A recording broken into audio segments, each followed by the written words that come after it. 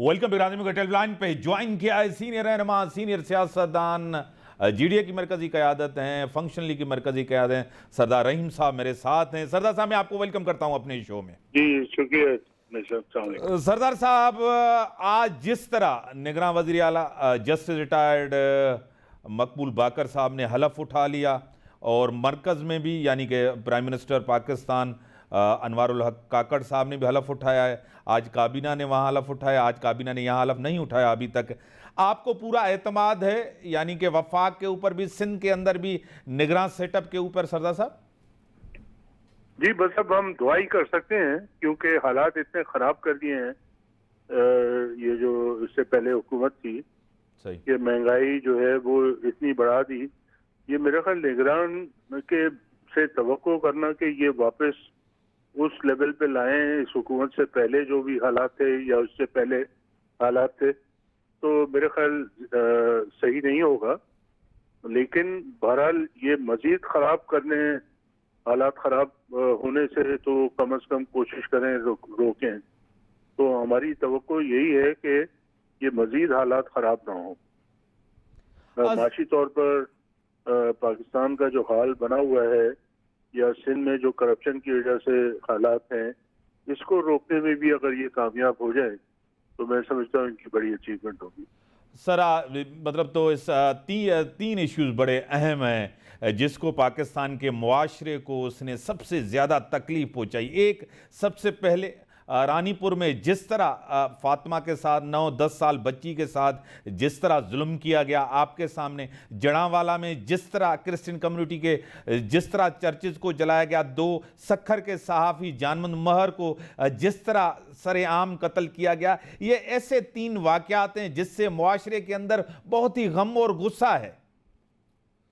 देखें, मुआशरे में जो लोगों को तालीम दी गई है या जो ब्रेन वॉशिंग की गई है, सब उसका नतीजा है। यहाँ पर जो एक तरीके से जोर जबरदस्त और जो सरमस्त किस्म के लोग हैं जिनको आप मुख्तलिफ नामों से पुकारते हैं, लेकिन उनकी हकीकत ये है कि वो बहुत ताकतवर हैं, एडमिनिस्ट्रेशन को कंट्रोल करते हैं, अपने मर्जी का DC और SSP लगाते हैं और फिर जो मर्जी आए उनकी वो अपने इलाके में करते हैं।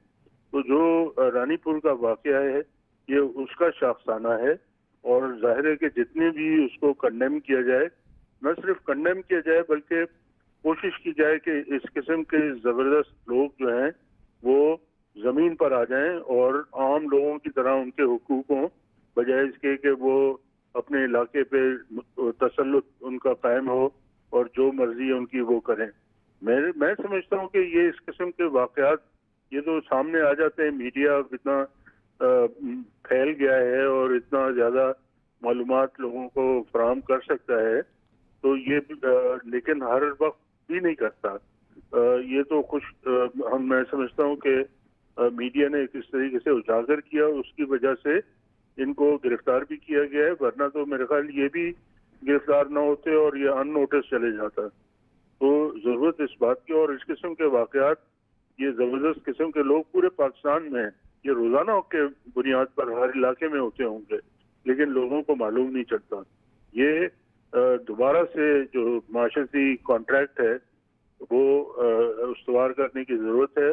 नई सोशल कॉन्ट्रैक्ट होना चाहिए जिसमें मसावी लोगों के हुकूक हों और कानून की बालादस्ती हो, तब जाके ये मामला माशरे में ठीक हो सकेगा।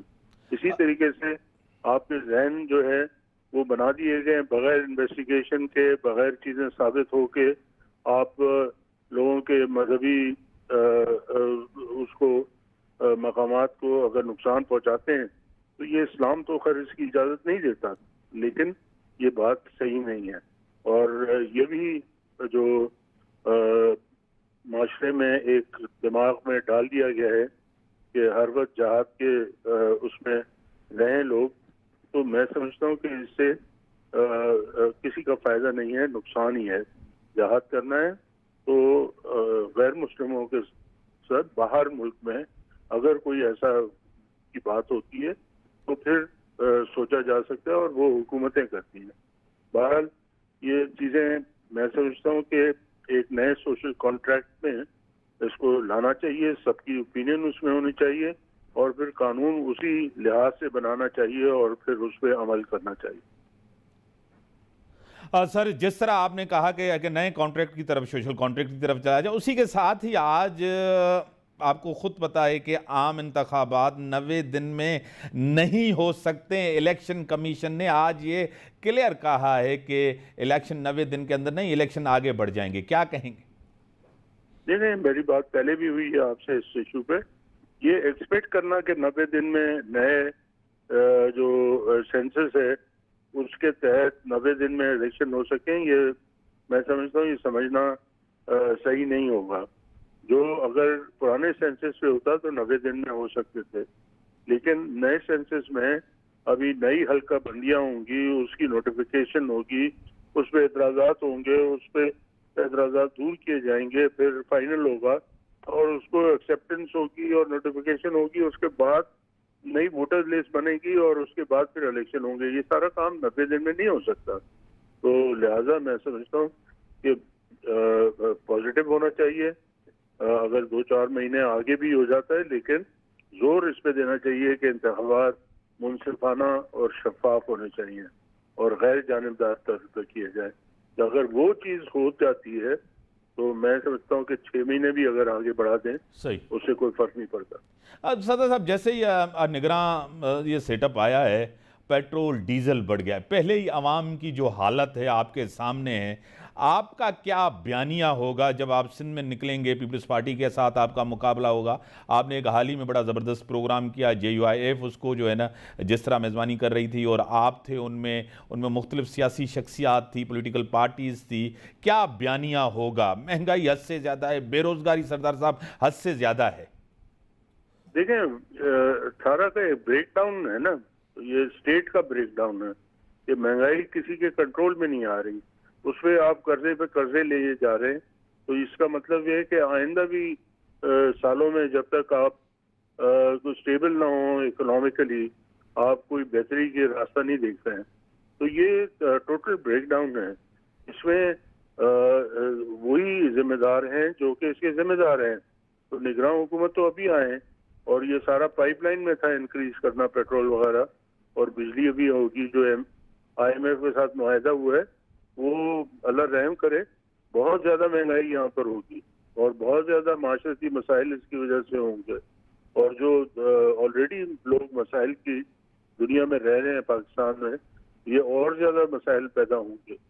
تو یہ لوگ کون ذمہ دار ہے اس کا؟ جو حکومتیں جنہوں نے کی ہے پہلے, جو مزے لٹائیں, جن اربوں ڈالر جو باہر بیرون ممالک اپنے اکاؤنٹس میں بھیجا ہے, جائیدادیں لی ہیں, یہ وہ لوگ ذمہ دار ہیں.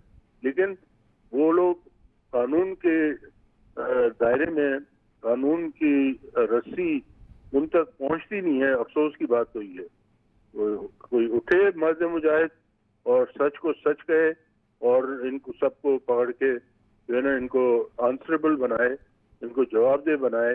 جو ایکشنز انہوں نے لیے ہیں عوام کو کی زندگیاں جیرین کرنے کے لیے, اس کا حساب لے, تب جا کے یہ آگے بات بہتری کی طرف جا سکے گی. بڑی مہربانی صدر صاحب, آپ نے ٹائم دیا. ناظرین, بریک جو ٹائم تھا, آپ بریک کھاں پہنچا.